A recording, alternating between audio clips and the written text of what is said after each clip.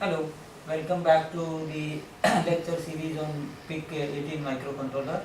In the last class we discussed about the organization of a microcontroller, we discussed about the timers and the interrupts in microcontroller.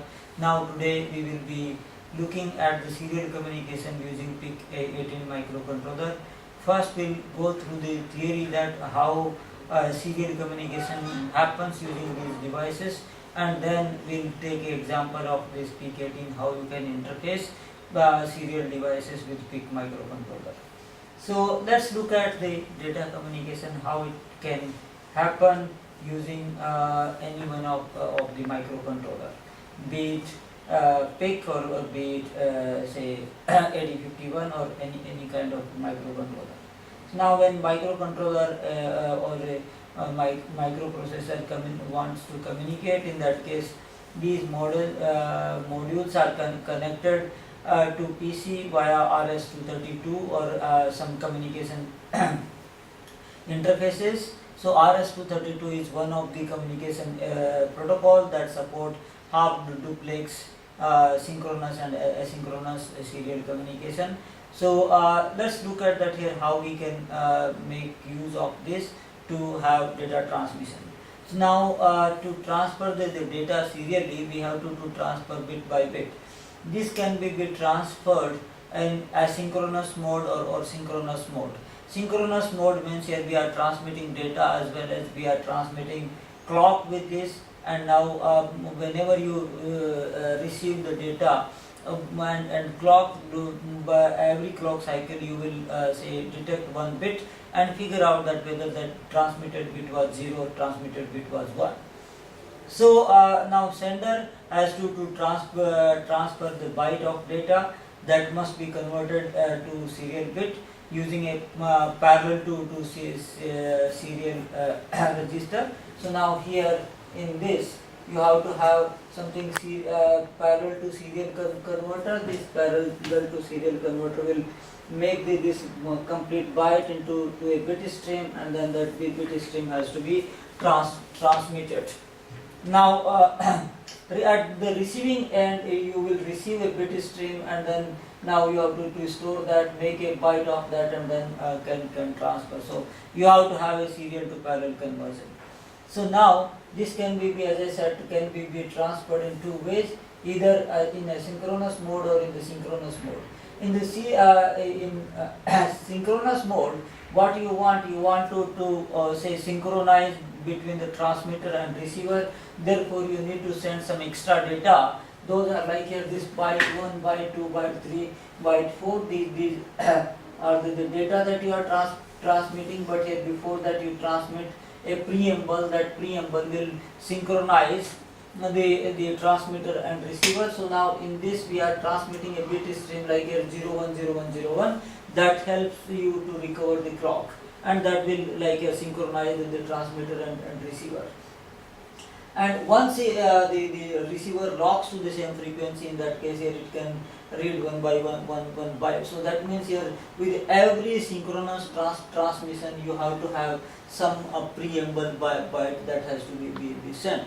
So now assume that we are transmitting only a small stream, maybe 3 byte, 4 byte, that kind of data. In that case the overhead of sending this preamble is much higher. However, the other way is that without having synchronization between the transmitter and receiver you can transmit, but then you have to somehow indicate receiver that here I am transmitting the data, now you should receive the data, and then you transmit the data, and at the end it should say that here now I finished my transmission.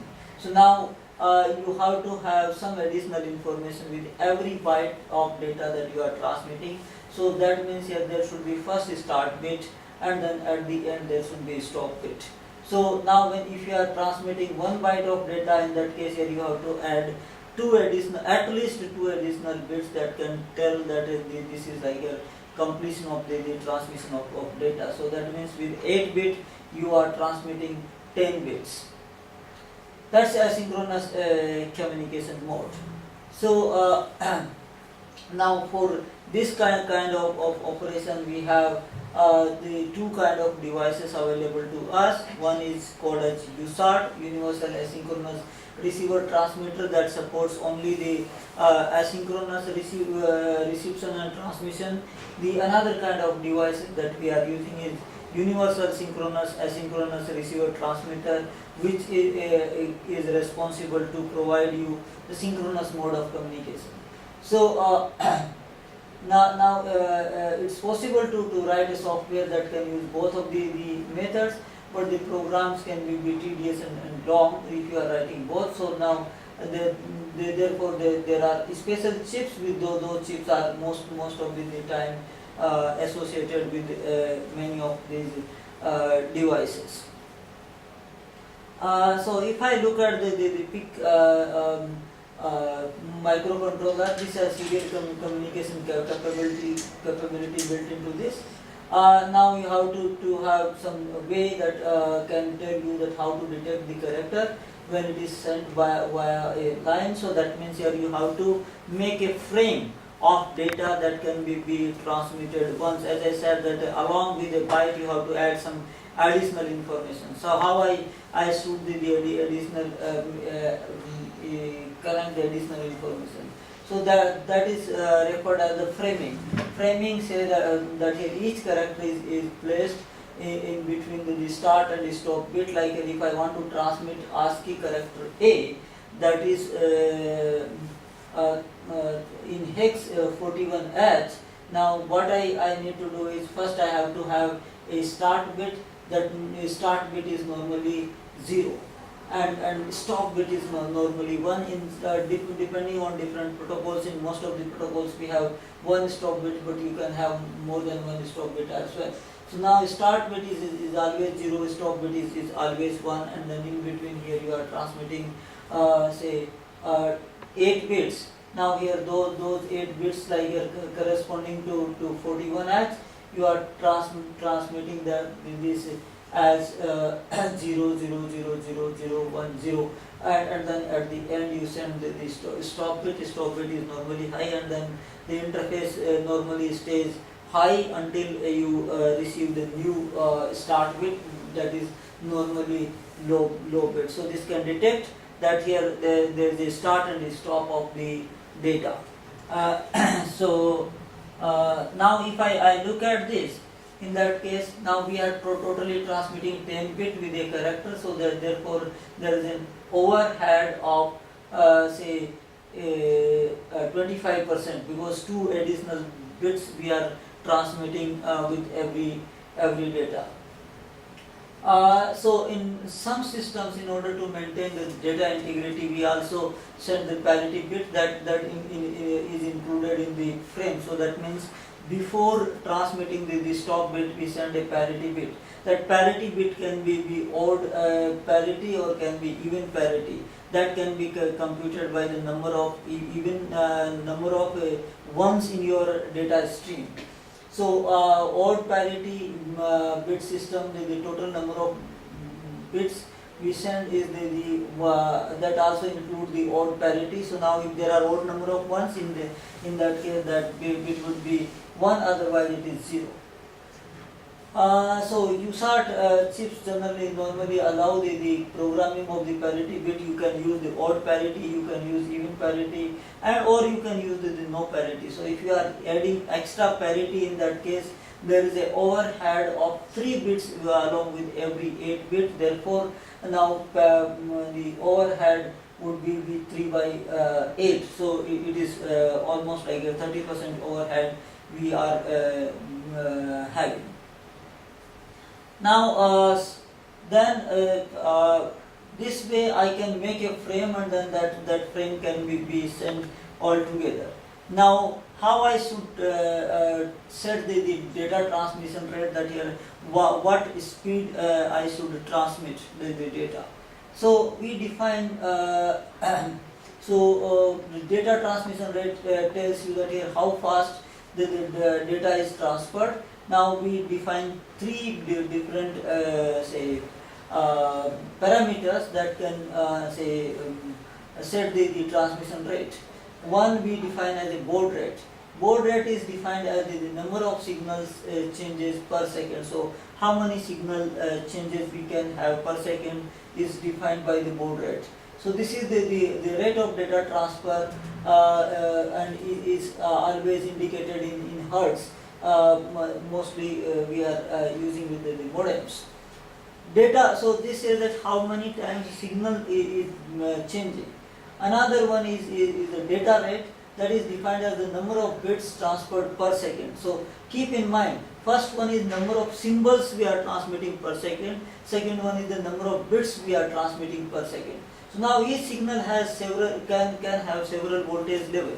Like for example, if I can have transmission as 4 different voltage level, say for example, say -3, -1, +1 and +3. So these are the 4 different voltage level. Now every voltage level I can encode 2 bits because there are 4 different levels. In that case my baud rate would be half of the data transmission rate, because with every symbol I am transmitting 2 bit of data. So but if you are transmitting like using only the 2 levels of the signals, in that case baud rate and data rates are absolutely equal. Then we define effective data rate. So data rate is the absolute number of bits that we are transmitting through the interface. Now for example, if I want to transfer a byte, in that case I have to add one start bit and one stop bit, and therefore total 10 bits we are transmitting. And now if I am transmitting 10 bits say in 1 microsecond, in that case my data transmission rate would be 10 Mbps. So but effectively out of those 10 bits I am transmitting only 8 bits. So now these 8 bits is effective transmission rate. So now if I am transmitting the data at rate or using a clock of 1 megahertz, in that case my effective data rate would be 8 Mbps. However, my data rate would be 10 Mbps, because we are transmitting something redundant bit with that. Now this I already discussed, that your data transmission rate depends on the communication port that you have incorporated. Like with the IBM PC, the transmission rate was something like 10 to 9600 bits per second with the using modem. On Pentium based system you can go to 56 kbps and so on and so forth. So as I said that here, if I say use the asynchronous transmission, and there are 4 level of signaling, -5 volt, -3 volt, +3 volt, 5 volt, and I am transmitting 8 bit data and then a 2 stop bit. In that case you can see every 2 bits can be combined and then can be sent with one symbol.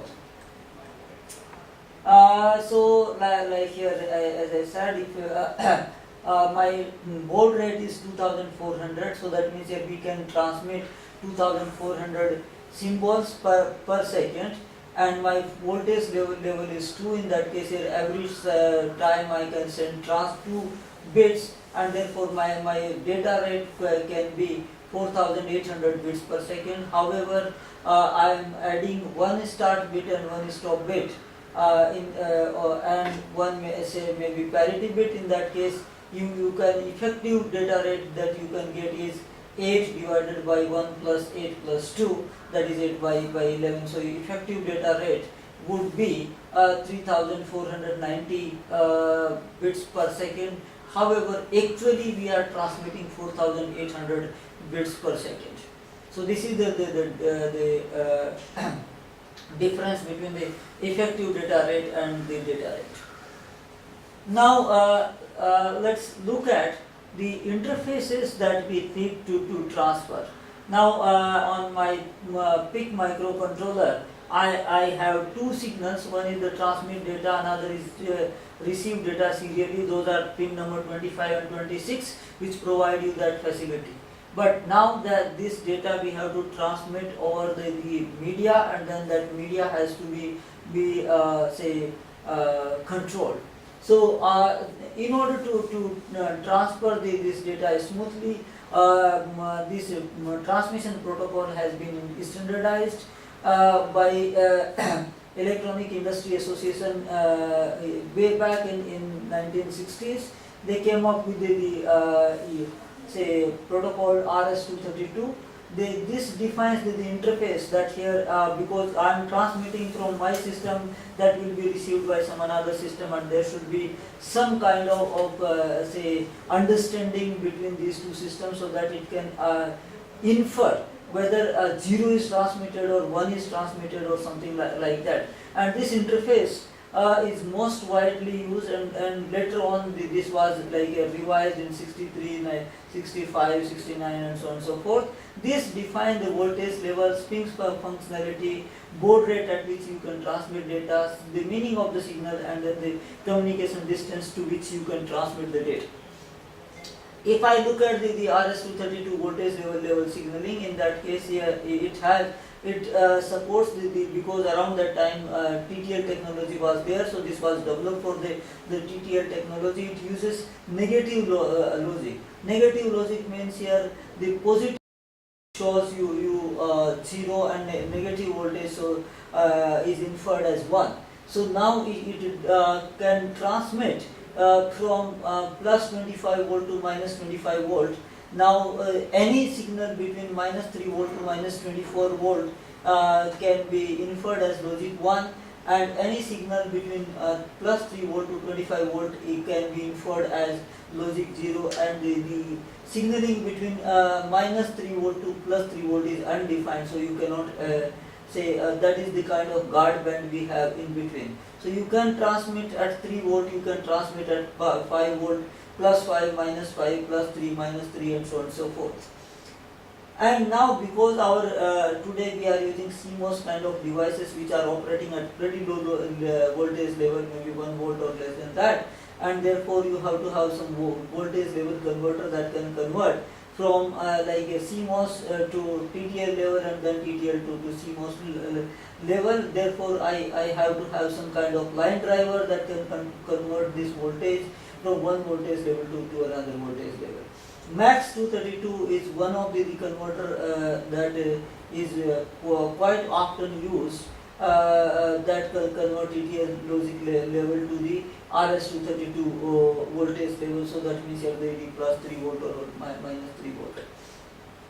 So therefore now if I have say PIC or 8051 or any microcontroller, and the other end that we are transmitting this to PC, the data has to be transmitted over the communication media, that may be a twisted pair or some other mean, and then therefore at the interface of this there should be some interface that can do the level converter, that is MAX 232. And now at this interface there should be a interface logic that can define the meaning to different pins. So one of the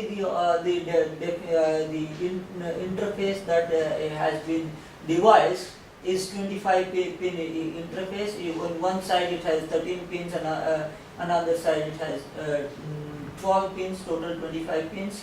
Now we can have two kind of devices. One is the data terminal device that transmit the data or receive the data, and another one is like a modem that we can have in between that helps you in transmitting the data, that is called as the data communication equipment. So we have to have these interfaces at data terminal equipment as well as the data communication equipment DCE. So in this this is the functionality of various pins. I think all of you can go through this. There are some pins which are most important that has to be standardized, and therefore it is standardized. The pin number 2 is transmitted data, so always we are transmitting data through the pin number 2, and we receive data through pin number 3, so receive data. and pin number 7 is the signal ground. So therefore the whatever data we are transmitting on 2 or receiving on 3 can be inferred as 0 or 1 based on their polarity with respect to the data that we are with respect to the ground, that the common ground that we are sharing through pin number 7. The rest of the signal, like the request to send or clear to send, these are the modem related signals that has to be those are used to establish connection between the data communication equipment and data terminal equipment, and once the communication has been established, you can keep on transmitting data through the TXT and receive data through RXT. So these are like a couple of signals we have. I think if you have more interest, you can keep on, you can look at this. Typically, when you establish the connection, in that case, your handshaking has to go between the DT and the DC. So mostly these are the handshaking signals which are being used. Data terminal is ready to transmit the data. Data set is ready. So DSR signal, the RTS signal request to send, clear to send. Now RTS and CTS are the hardware control flow signals that are used. And then here there should be like in telephone system, we look we first identify whether that equipment is good, and how we can detect. That can be detected through the ringtone that we are getting. So therefore there should be a carrier detect here. Once you get the carrier detect, in that case here you can request for that. So communication flow happens like this, like here, say you send the data request from modem to the PC. So when it is ringing, in that case here it can get the connection between the two modem is set. Once it is set, in that case here it will send the DTR signal, data terminal is ready. So DTR signal, it will send that PC is ready to transfer. In return to this here, modem will send that here modem is ready to receive. After that here PC send the RTS signal, it says that here PC want to send the data, and then here modem has to give some clear flag, that is clear to send. In that case it says that here now it is ready to receive, and once you establish this, then there can be transmission and reception of data can take place. Now in this flow here, while signal DTR and DSR are used by the PC and modem respectively to indicate that they are alive as well, RTS and CTS are the control the flow of the data. When PC want to send data, it asserts the RTS that we have already discussed. If modem is ready to receive data, it has room, in that case here it accepts the data and send back the CTS signal, and then now if there is a lack of room, in that case your modem does not activate CTS, and hence DTR should keep on trying this. So now I have some say PC that one or one microcontroller wants to talk to another microcontroller, and so now in between I have to have two interfaces. One is the interface at PC or microcontroller, that is DTE. Another one is at the other end, and then here at the modem I have another interface, that is DCE. So so DTE is the terminal and the computer that send or receive data, and then DCE is the communication equipment that only helps you transmitting the data and receiving data. So like an IBM PC, you have two COM port, and through that you can transmit. So minimum, like here as I said, RS-232 has 25 pin connector, and the functionality of different pins has already been defined. Now if I don't want to use modem, I want to connect one say simply microcontroller to another microcontroller or microcontroller to PC, in that case here, what I need, I really don't need the data communication equipment or modem in between, and therefore I can connect from one PC or one say microcontroller to the another microcontroller using the some a configuration called the null modem. So that needs only the minimum number of pins at the connector to be connected, and therefore I need to connect the transmit, receive and ground signal. So those are pin number 2, 3 and 7. So the transmit of this should be connected to the receive of the another one, so that means here this should be cross paired. The transmit of this should be connected to receive of this, and then they can infer based on the ground signaling. So this is typically referred as the null model. So typically, like here the RS-232 it defines that here you can transmit data without any repeater to 230 meters. So now transmit and receive pin, as I said in the beginning, that it has sorry, not in 8051, this is PIC. So PIC has two pins. One is that on port C, the 6th pin and 7th pin. Sorry, this is reversed. That RXB is pin number 26 and TXB is pin number 25. So 25 is at RT6 and the RC6, and then here this is RC7. So transmit and RXB of these PIC are TTL compatible. So you can and PIC requires a line driver to connect this one. So now what one can do is, like as I said, that this TXD is 25 and pin number 25, RXD is pin number 26. So you have to connect through the MAX 232 to convert that signaling from the TTL to RS-232, and then you can connect to this TXD to pin number 2 of the interface, pin number 3 to the RXD has to be connected, and then 7 should be connected to the ground. So this is how we can say connect the in null modem fashion and can transfer the data. Typically, baud rate that PIC supports is something from 1200 bauds per second, 4800, 9600, 19200, 38400, 57600 and 115,200 bits per because we are sending only 2 level signaling. Therefore, the baud rate is the same as the bit rate, and this is what the bit rate we are using.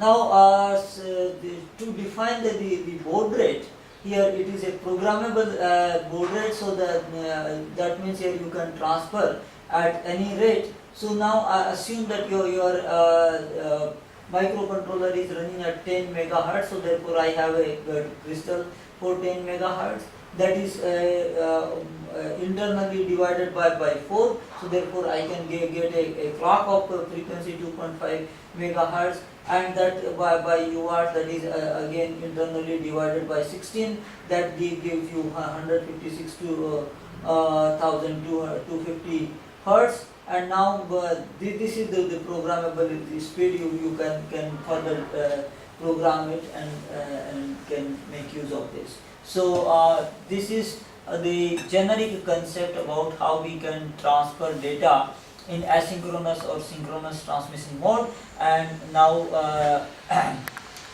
with this this lecture we finish, and we'll come up with the how to program the serial interfaces for PIC microcontroller in the next lecture.